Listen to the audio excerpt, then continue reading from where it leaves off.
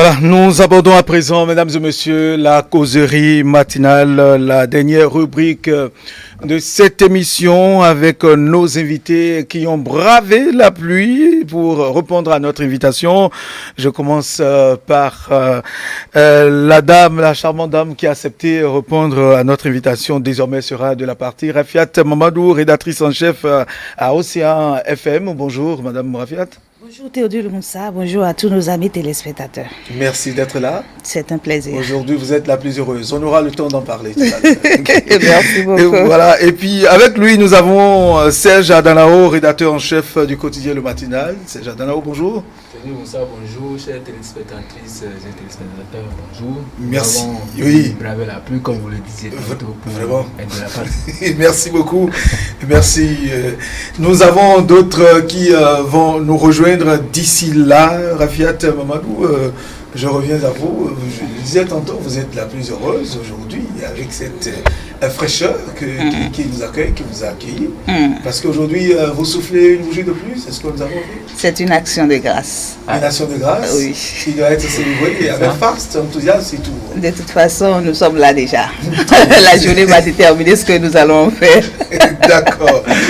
Alors, nous allons parler aujourd'hui de ces camions et transporteurs qui sont de véritables dangers de mort. Depuis quelques jours, il y a cette recrudescence des cas d'accidents causés par ces camions et gros porteurs avec à l'appui des pertes en vies humaines. C'est des cas qui ont repris. Qu'est-ce qui se passe? Pourquoi ces dérapages? Pourquoi ces bêtises? Si on peut nous exprimer ainsi, Rafiat Madou, les camions que vous voyez, ces gros porteurs qui circulent dans la ville aujourd'hui, est-ce que, selon vous, ces derniers roulent normalement? D'abord, je dirais que c'est un regret de constater que nous devons cohabiter au quotidien avec les camions sur nos tronçons. Parce que d'abord, à les voir, on a peur. On a peur d'abord de la carrure de l'automobile.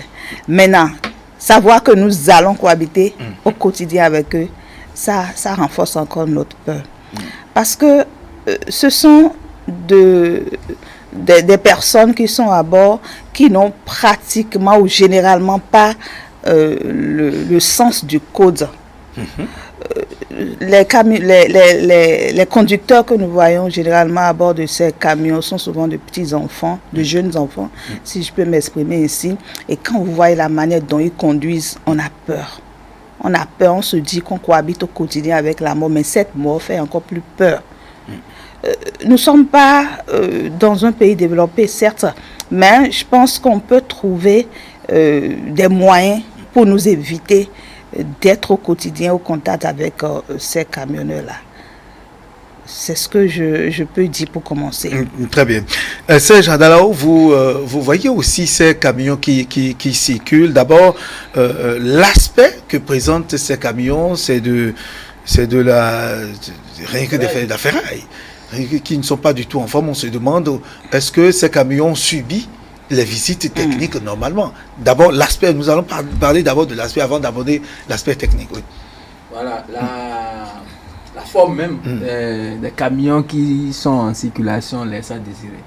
Et je me demande si véritablement nous avons des forces de sécurité dans le pays, puisque quand vous arrivez à certains feux et vous vous rendez compte que vous avez devant vous, bien derrière vous, des camions dont l'État, franchement, ne lui permettait ou ne leur permettait plus d'être en circulation, on se pose des questions. En temps normal, un camion du genre ou des camions du genre ne devraient pas dépasser des postes de police pour circuler. Surtout dans une métropole économique comme Cotonou. Laissons même la métropole dans une ville, n'importe laquelle. Donc on se demande si véritablement ces camions-là subissent des visites techniques comme vous l'annoncez tout à l'heure. Mais avant de parler de la visite technique, il faut véritablement que déjà au niveau de l'association des transporteurs, oui, il y a une prise de conscience à ce niveau-là. Il faut que les responsables de ces associations-là puissent sensibiliser les membres, les leurs, comme quoi à partir d'un certain âge, enfin, je ne vais pas parler d'âge, mais quand votre camion atteint un certain niveau en matière d'amortissement, de vétusté, oui. voilà, vous ne pouvez plus le mettre en circulation. C'est vrai, il faut récupérer l'investissement que l'on a consenti, mais par rapport à la vie de la population, par rapport à la vie des paisibles populations, je pense que le choix doit être très tôt vite fait et les associations de transporteurs doivent œuvrer, aller dans ce sens-là pour que véritablement on puisse arrêter cette saignée à laquelle ces conducteurs indélicats de camions gros porteurs nous contraignent malheureusement et on est obligé de faire avec. Mais les forces de sécurité, j'insiste là-dessus, les forces de sécurité doivent prendre leurs responsabilités par rapport à ce fait-là. Très bien. Alors, l'aspect que présentent ces gros porteurs, ces camions, c'est de la ferraille. Et l'on se demande, est-ce qu'ils ont subi la visite technique? Est-ce que là, le CNSR n'est pas interpellé? Est-ce que les visites techniques ont été faites de façon rigoureuse par rapport à ça pour qu'on assiste à ces dérapages? Oui. Puisque parfois, ils n'ont même pas au fait, le patinage, les freins de ralentissement. Oui, ça, je viens de le dire tout à l'heure, la police républicaine est interpellée parce que ces camions-là, ils passent sur des axes donnés. Et sur ces axes-là, on doit avoir la présence des agents de force de l'ordre qui ont pour devoir de contrôler si tout va bien, n'est-ce pas, au niveau de ces camions-là. Donc, si pour déjà un agent de sécurité d'arrêter un camion, vouloir contrôler ses patins, ses freins, l'embrayage, etc. Vous ne pensez pas que ça soit... Non, lorsque vous parlez de visite technique, par exemple, ça peut se vérifier. Lorsqu'on fait la visite technique, il y a un reçu qu'on reçoit et ça se vérifie. Lorsque l'agent de sécurité prend le livret de bord du chauffeur, il a toutes les informations qu'il faut, toutes les informations qui prouvent que ce camion, ce camion a rempli les formalités qu'il faut. Vous comprenez? Maintenant, le freinage, l'embrayage et tout, là, c'est un souci technique. Oui. Vous comprenez? Alors, il faut que ces conducteurs-là aussi aient de bon sens. Qu'ils soient animés de bon sens. Lorsque vous avez un camion, lorsque vous avez un véhicule qui ne répond pas aux normes, pourquoi le mettre en circulation? Pourquoi insister à le faire sortir? Si vous pensez même à votre propre vie et que vous pensez à la vie des autres, vous allez vous dire, mais écoute, ça va servir à quoi? Lorsqu'on n'a pas confiance en soi, même lorsqu'on n'a pas confiance en son matériel, on ne le fait pas sortir. D'où la conscience personnelle pour que vraiment nous puissions désormais moins assister à ces dérapages sur nos routes. D'accident. Voilà. Oui, avant de parler en tout cas d'interpeller la police, Serge Adanlao, il y a également la manière dont les visites techniques sont effectuées là-bas. Parce qu'il y a des véhicules qui n'ont jamais franchi le seuil du CNSR, mais qui régulièrement les reçus. Oui, les reçus. On envoie les livrets de bord là-bas. La voiture ne se présente pas, le camion ne se présente pas, mais déjà, ils ont tous les reçus, les cachets qu'il faut, qui attestent que ces ferrailles sont en forme. Ça, c'est les failles de l'administration du Centre national de la sécurité routière. Et vous faites bien de mettre le doigt sur la plaie. Et ce n'est même pas qu'avec les camions gros porteurs. Le problème se pose aussi avec les petits véhicules, les véhicules légers. Les véhicules légers, parce que quand vous vous rendez compte que vous devez vous rendre, par exemple, vous habitez Cotonou, et le centre qui est le plus proche de vous, peut-être il y a du monde là et que vous devez aller par exemple à Tango Dievier, sur la route d'Alada là-bas, et que vous avez la possibilité de passer rapidement par un agent de l'administration pour pouvoir obtenir gain de cause. Vous êtes tenté, je ne dis pas que vous allez le faire, mais vous êtes tenté de lui glisser quelque chose et de lui remettre le livret de bord.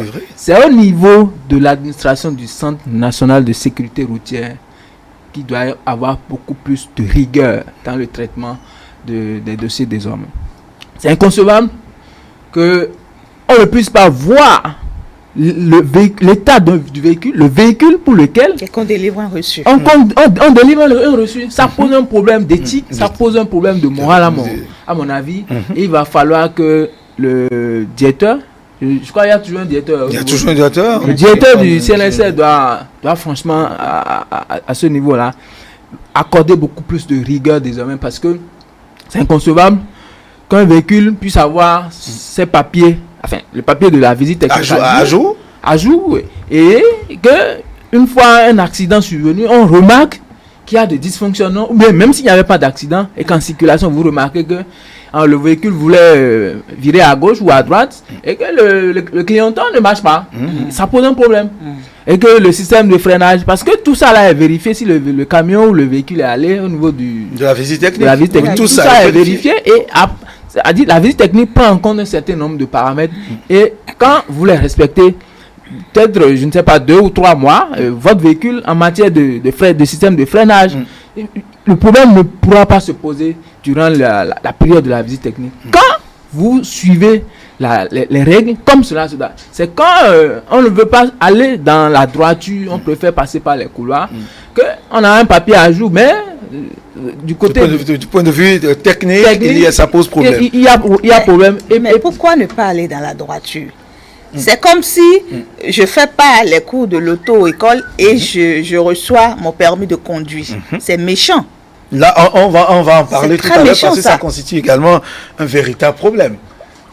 Oui, allez-y, nous vous écoutons.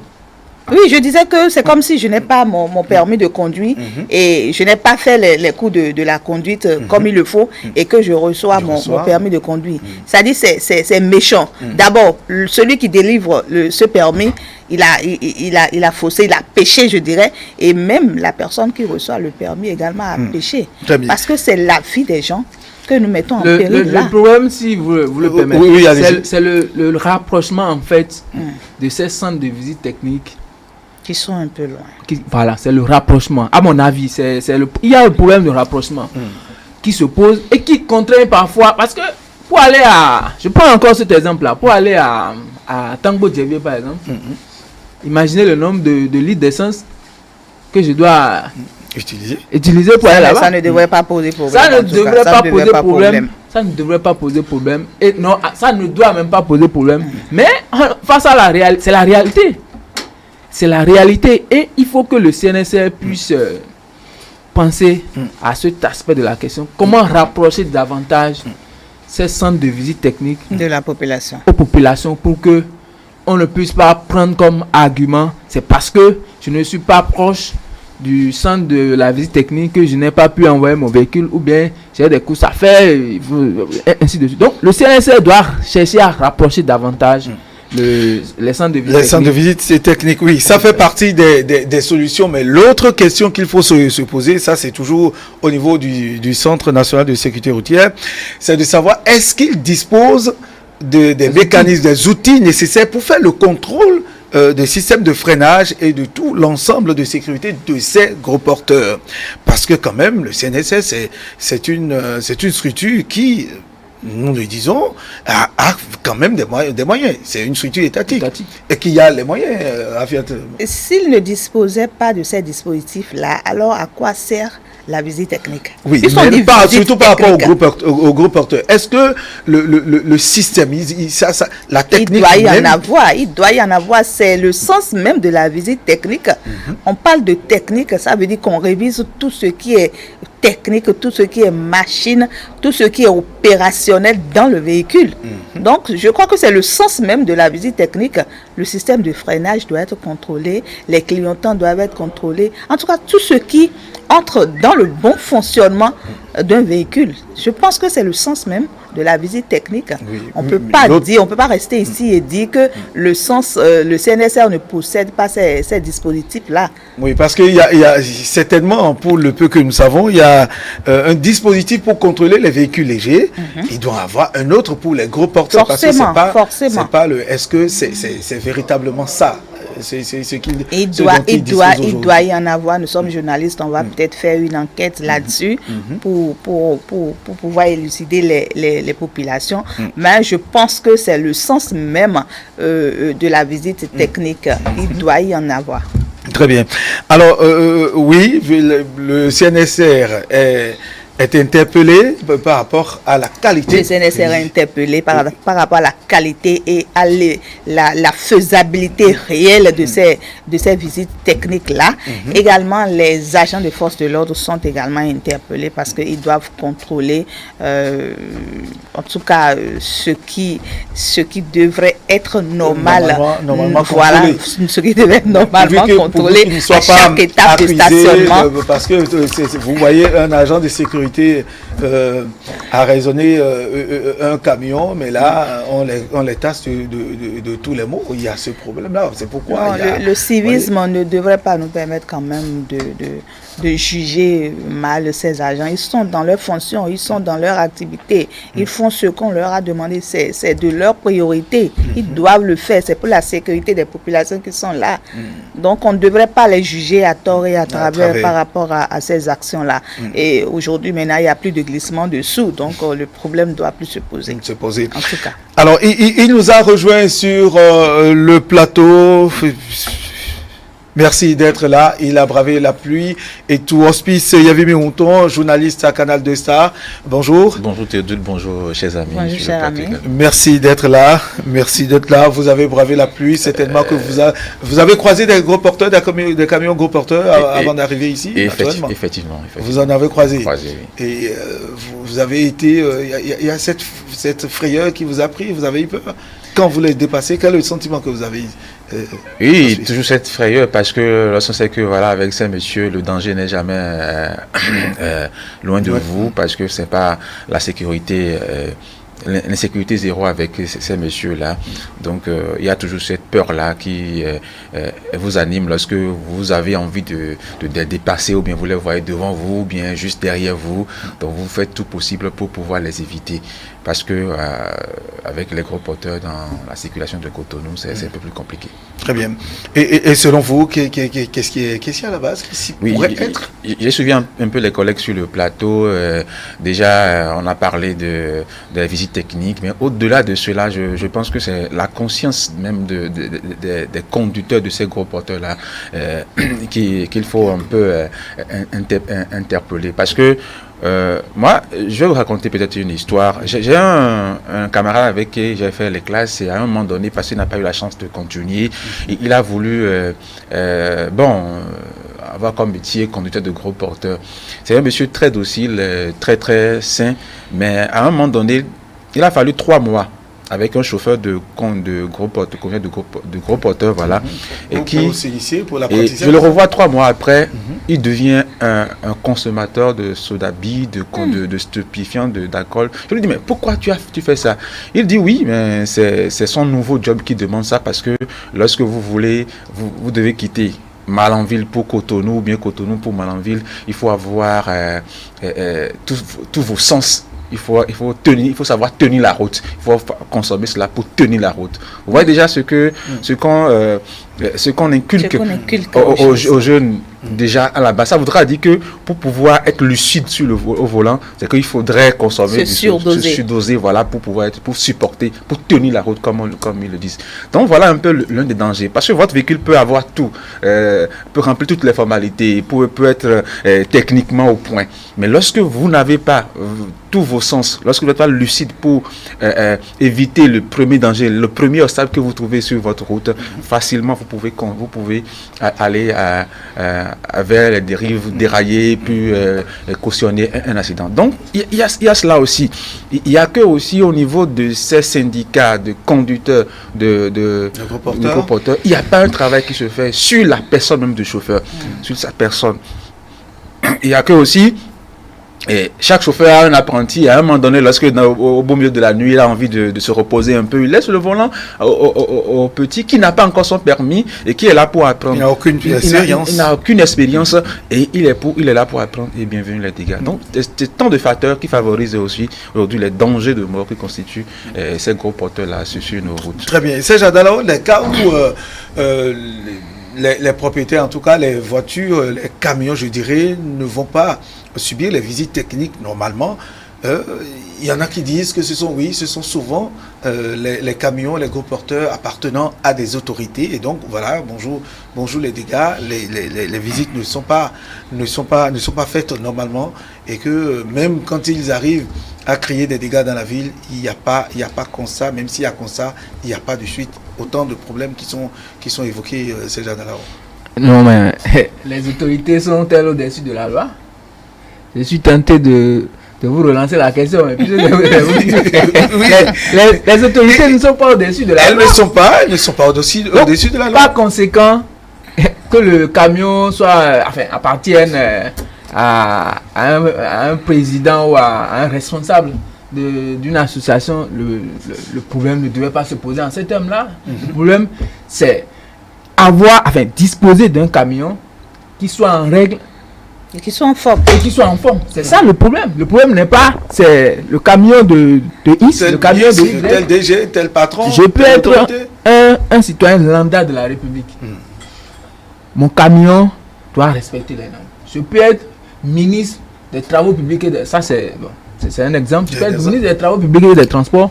Mon camion, si j'ai envie d'investir dans le transport terrestre, mon camion doit respecter les normes. En matière de visite technique, il faut qu'on se l'inculque. C'est l'un même des problèmes auxquels nous sommes confrontés dans la République. La loi, elle est là, mais on ne la respecte pas. Difficile à appliquer. Difficile, non seulement l'application, mais on contourne la loi. On contourne la loi. Le respect même de la loi par les citoyens de la République. Avant qu'on ne parle d'application en matière de sanctions et autres. L'exemple que vous avez donné, à mon avis, il est inconcevable que de sa position, on veuille ne pas respecter les tests. C'est inconcevable. Qu'on soit premier responsable, qu'on soit sous le premier responsable, la loi, c'est la loi. Une fois que c'est la loi de la République, on est tenu de la respecter. Donc, en matière de visite technique, il faut que tous les camions qui vont être mis en circulation puissent respecter les normes requises en la matière. Si tel n'est pas le cas, c'est que le camion doit rester au garage le temps que la visite technique ne soit faite et que le camion puisse respecter les normes pour qu'on puisse le mettre en circulation. Très bien. Rafiat Mamadou, vous l'avez évoqué tout à l'heure, la qualité de l'homme, du conducteur même. Je me souviens, quand on était jeune, quand tu entends l'oncle, le grand-père ou un ami du quartier, un vieux du quartier, c'est des personnes âgées qui étaient des conducteurs de gros porteurs. Aujourd'hui, c'est des jeunes, moins de 18 ans, parfois qui conduisent, moins de 25 ans, qui conduisent des gros porteurs. Ça pose un véritable problème au niveau en tout cas du service qui se charge de la délivrance des permis de conduire. Est-ce qu'il ne faudrait pas revoir un peu les choses à ce niveau? Oui, en principe, avant de donner un permis, de délivrer un permis de conduire à un citoyen, il faudrait qu'il atteigne l'âge de la maturité. Et quand on dit la maturité, ce n'est pas forcément, c'est ce que je dis, c'est pas forcément 18 ans. Parce qu'on a 18 ans, mais on n'est pas mature. Il faut au minimum 25-30 ans. Surtout quand il s'agit des camionneurs. Surtout quand il s'agit des camions. Parce que ces camions, on a dit, il faut voir la carrure même de l'automobile. Il faut voir la carrure. Ça fait peur. Même pour le jeune qui veut prendre ce volant devrait quand même avoir peur. Il faut avoir un sang dur pour affronter ce... Mais parfois, vous les voyez, vous assistez au moins avant de prendre une direction, ils sont près de 3-4 à manipuler le volant. Le volant, pardon, ça fait peur. Donc, je dis, il faut forcément que le CNSR, n'est-ce pas, voit également cet aspect-là, à qui délivrer le permis de conduire. Tout à l'heure, vous venez de dire que souvent ces camionneurs ou ces conducteurs de camions se disent que les camions appartiennent aux autorités. Est-ce que les autorités même sont imprégnées de ce que leurs camions qu'ils ont mis dans la circulation ne respectent pas les règles? Je ne crois pas. Je ne crois pas parce qu'en tant qu'autorité, on a certaines rigueur en soi-même. Je pense que ce sont ces camionneurs-là qui se le font, ce sont les conducteurs-là qui se le font, parce qu'ils se disent le camion appartient à une telle autorité, donc dès que j'ai un problème, il suffit qu'ils fassent un petit coup de fil et puis le problème est réglé. C'est eux qu'il faut sensibiliser. Donc, la conscience professionnelle, la conscience personnelle est interpellée pour que chaque personne qui veut poser un acte, qu'il se dise, mais et si c'était à moi que ce tort était causé, comment est-ce que je vais le prendre? Quand vous avez ces idées-là à la tête, quand vous avez la crainte de vous-même, la crainte de Dieu, la crainte de l'autre, je pense qu'on peut freiner un peu lorsqu'on veut prendre certaines décisions. On peut freiner un peu lorsqu'on veut faire certaines folies. Parce que prendre un camion qui ne respecte aucune règle, c'est une folie. C'est bien sûr. Et je vais tenter pour voir ce que ça va donner. On ne tente pas la vie de quelqu'un. Et puis, lorsque on s'y met, voilà les dégâts qu'on constate dans nos tronçons, sur nos tronçons, il faudrait que chaque conscience soit interpellée et que ces jeunes-là soient sensibilisés. Voilà. Très bien. Je reviens à vous, Hospice. Le jeune homme dont vous avez parlé, il avait quel âge en ce moment? Vous avez une idée de l'âge? 20 ans à plein. Il avait 20 ans. À peine 20 ans. Et il conduisait, il faisait déjà Cotonou-Malanville avec son patron. Et puis, il disait que parfois, il prenait le volant. Il faut être lucide pour eux, c'est quoi? C'est de se droguer. C'est droguer, se doper pour pouvoir bien tenir la route. Il faut vraiment sensibiliser. Non, c'est un danger, c'est ça. Moi, je lui ai parlé, mais je crois que... ils sont bornés. Ils sont bornés. Une fois dans ce monde, je ne sais pas quel virus on leur inocule. Et puis, une fois dans ce milieu, ils deviennent vraiment autre chose. Donc, c'est pour cela que je demande, au-delà des autorités, au-delà de la question des syndicats, il faut que soi-même d'abord, qu'on ait un peu plus une crainte pour sa propre vie d'abord. Parce que lorsque ça vient, c'est pas forcément les autres qui subissent les conséquences, c'est-à-dire les petits véhicules ou bien les motocyclistes qui subissent les conséquences, mais vous-même vous pouvez en subir. C'est vrai, les chauffeurs, bon, on dit nous sommes au Bénin, ils ont cette manière de disparaître. C'est pas des forces occultes. Voilà, de disparaître, on ne sait même pas. Voilà. Donc, et peut-être ils comptent sur ça. Il y a tellement de facteurs qui favorisent aujourd'hui l'indiscipline. Si vous conducteurs, vous disparaissez, la vie de ceux qui sont... C'est ça on dit. On s'en fout. C'est pour dire que, bon, moi j'ai déjà la sécurité, j'ai ma manière de me protéger, donc je peux faire tout ce que je veux avec. Il y a aussi que, je pense que sous l'ancien régime, il y avait une loi, un arrêté pour pouvoir définir les heures de circulation de ces camions. Et reste à savoir, est-ce que c'est respecté? Si aujourd'hui, il ne faut pas encore appeler nos forces de l'ordre, il faut appeler un peu les autorités actuelles à accompagner un peu, à revenir un peu sur ces heures-là et à faire respecter un peu les heures de conduite de circulation de ces camions porteurs. Est-ce que le gouvernement n'a pas bien vu en demandant, en facilitant l'achat des camions neufs, parce qu'il y a eu une procédure, c'est en tout cas qui facilite, que ce soit à la douane ou au niveau des services compétents, pour que les populations, les transporteurs peuvent s'acheter des véhicules, des camions neufs. Il y a eu cette facilité qui est mise en œuvre au niveau de la douane et autres, je crois. Bon, avant d'intervenir, d'opiner sur votre question, je voudrais placer un petit mot par rapport à ce que mon confrère vient de dire tout à l'heure. En fait, l'arrêté qui organise la circulation des camions gros porteurs à Cotonou, l'arrêté ne date pas de l'ancien régime. C'est du préfet, je crois. Enfin, pour ce qui est de Cotonou, ça doit être sous le régime actuel que l'arrêté a été pris. L'arrêté est toujours en vigueur, mais ce sont les conducteurs qui ne respectent pas. Voilà. Surtout ces camions qui transportent du sable pour la construction des maisons et autres. Ce sont les conducteurs qui ne respectent pas l'arrêté interministériel. Alors, ceci étant, par rapport à votre préoccupation, les camions neufs, d'accord, mais quand vous n'avez pas un conducteur qui a la maîtrise du code de la route, peut-être le problème de visite technique, de la forme du camion va être réglé. Mais l'autre aspect de la question, c'est la conscience de celui qui est conduit sur le volant. Sur le volant. Donc, il faut que les autorités puissent jouer aussi bien sur le volet visite technique, que sur le volet professionnalisme. Le volet professionnalisme des conducteurs de ces camions-là, pour que les populations puissent avoir la quiétude sur les axes routiers. Quand vous êtes sur votre moto, quand vous êtes dans votre voiture et que vous êtes obligé d'être préoccupé par votre rétroviseur, est-ce que derrière moi, il n'y a pas un camion gros porteur?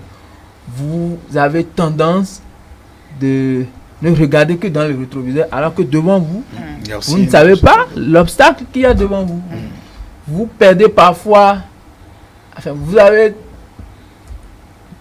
vous consacrez plus de temps à regarder derrière que devant. Alors que devant vous, il se pourrait qu'il y ait, je ne sais pas, un petit enfant qui veuille traverser, ou un handicapé qui est au niveau d'un feu et qui veut vous soutirer un peu de dessous.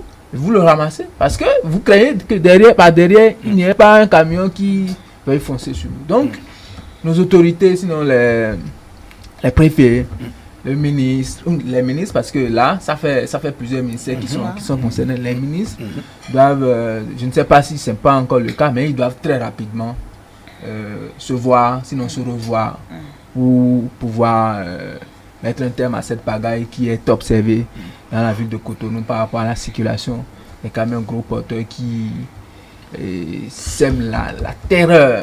Très bien. La terreur. Il n'y a pas encore une semaine. Merci. C'est 2 morts qu'on a enregistrés. 2 morts, oui, bien sûr. Parce que le système de freinage d'un véhicule, d'un camion gros porteur a lâché en pleine circulation. Très bien. Votre conclusion par rapport au premier sujet, nous allons aborder tout à l'heure le second sujet. Par rapport au sujet à ce sujet des camions gros porteurs. Oui, ça j'ai peut-être conclu à ma place, c'est rappeler, c'est inviter encore à la conscience professionnelle et aussi que les autorités trouvent cette manière-là, cette alchimie-là pour agir sur cette conscience, pour les obliger quand même à ces gros porteurs-là. On avait... Je pense que la police avait quelque chose pour contrôler le degré d'alcool consommé. Est-ce qu'il ne faut pas aussi revenir sur ça, surtout sur nos packs d'abord, parce que c'est au départ, et peut-être trouver la manière au milieu du tronçon et aussi à l'arrivée pour pouvoir commencer par contrôler un peu le degré d'alcool au niveau de ces conducteurs. Rafiat, oui. Oui, il faut également la conscience professionnelle. Il faut que les autorités qui délivrent, n'est-ce pas, le livret, le permis de conduire, puissent vraiment faire le travail, qu'ils jouent vraiment leur partition pour que que ces enfants-là ne soient plus détenteurs de ces outils. De ces autorisations de conduire. Bien sûr. Merci à vous. Très rapidement, nous n'avons plus assez de temps. Nous allons évoquer le second sujet. Il s'agit des équipements à forte consommation qui seront bientôt interdits au Bénin. Serge Adalao, est-ce que le Béninois sait aujourd'hui que les ampoules, je dirais les réfrigérateurs qu'il utilise chez lui consomment énormément? Est-ce que le Béninois a cet esprit de discernement? Pas du tout. Même moi qui suis en face de vous, je n'ai pas véritablement les rudiments qu'il faut pour pouvoir apprécier la consommation de ces ampoules, des ampoules, des appareils électroménagers que j'achète ou que j'ai acheté dans ma chambre. Parfois, je vois subitement ma consommation grimper. Mais je m'en prends injustement à la SB22 me disant que la SBE m'a envoyé une facture très salée, alors que c'est moi-même qui suis l'auteur de la montée vertigineuse de ma consommation. Tout simplement parce que entre-temps, j'ai pris un réfrigérateur de deuxième main, comme il m'a appelé, venu de France, et peut-être que c'est ça qui a occasionné la hausse de ma consommation, ou bien j'ai pris une ampoule qui ne respecte pas les normes et que j'ai placée et ça consomme énormément le courant. On ne s'en rend pas compte, mais on accuse injustement la société béninoise d'énergie électrique. Donc, moi, je vais saluer l'entrée en vigueur de ce décret-là, parce que il le fallait par rapport à nous-mêmes et par rapport à la SB2E aussi, parce que c'est vrai, nous payons pour acheter de l'énergie, mais la SB aussi doit faire tout possible pour que l'énergie qu'elle met à la disposition de sa clientèle soit constante et puis bien gérée par sa clientèle. On va souhaiter que la clientèle, les citoyens puissent véritablement respecter ce décret qui entre en vigueur à compter de ce jour. C'est vrai que les autorités ont affirmé que pendant 1 an, il n'y aura pas de pénalité. Après 1 an, la pénalité va suivre.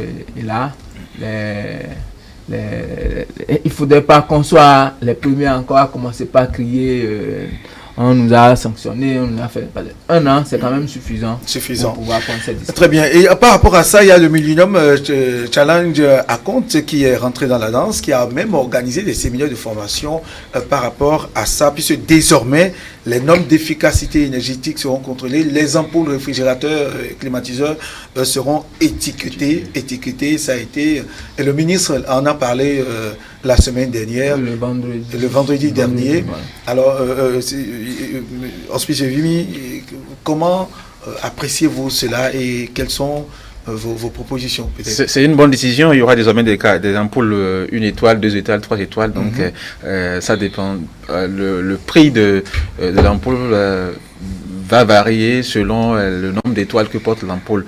Ce sera donc des ampoules de qualité. Vous savez qu'il y a une pagaille qui est dans ce milieu-là, parce que vous voyez des ampoules, vous allez chez les babas, vous voyez une ampoule sur laquelle c'est écrit 1 watt par exemple, mais vous dites que bon voilà, je vais économiser un peu l'électricité chez moi, je vais vous prenez dans cette ampoule-là, vous placez chez vous, mais vous voyez que c'est 13 watts par exemple. Donc vous voyez la différence.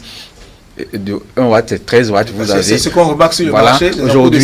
Aujourd'hui, il n'y aura plus ça. Lorsque vous allez sur un marché, vous payez une ampoule 2 watts, vous êtes sûr que voilà, vous allez consommer 2 watts. Lorsque vous allez payer réfrigérateur pour 2 watts, vous êtes sûr que ça va consommer 2 watts. Donc ça voudra dire qu'il y aura de l'économie au niveau des consommateurs également. Et la SBE, comme l'a dit Serge, pourra aussi avoir de l'énergie en réserve pour pouvoir distribuer à d'autres régions qui en demandent. Oui, parce que ça pose problème, la consommation à outrance. Quand nous parlons de baisse, etc., Rafiat, en quelques 40 secondes... Ça pose problème. On n'arrive pas à contrôler notre consommation, en fait. C'est notre problème. On n'arrive pas à consommer. On ne sait pas ce que nous... On n'arrive pas à consommer. On n'arrive pas à réglementer. On n'arrive pas à contrôler notre consommation. On n'arrive pas à nous réglementer. Comme l'a dit Serge, par exemple, les matériels que nous achetons, nous ne savons pas de quelle qualité ils sont. Nous ne savons pas...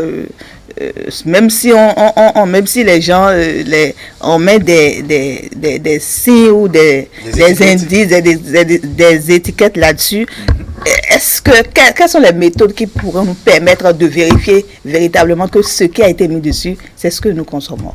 Donc, je pense que les autorités ont vu juste d'amener cette proposition qui est déjà en vigueur aujourd'hui. L'essentiel est qu'on nous impose l'économie, on nous impose à faire désormais ce qu'il faut. On nous impose à utiliser les choses qui vont nous permettre d'économiser. Qu'on le sache ou pas, on doit le faire. Ça entre désormais dans notre quotidien. C'est une bonne décision. Est-ce que c'est aussi du social? Oui. C'est du social. C'est aussi du social. Voilà. Oui, n'est-ce pas? Bien sûr, évidemment. Et surtout que les appareils venus de France, vraiment, c'est un foutu. Des réfrigérateurs.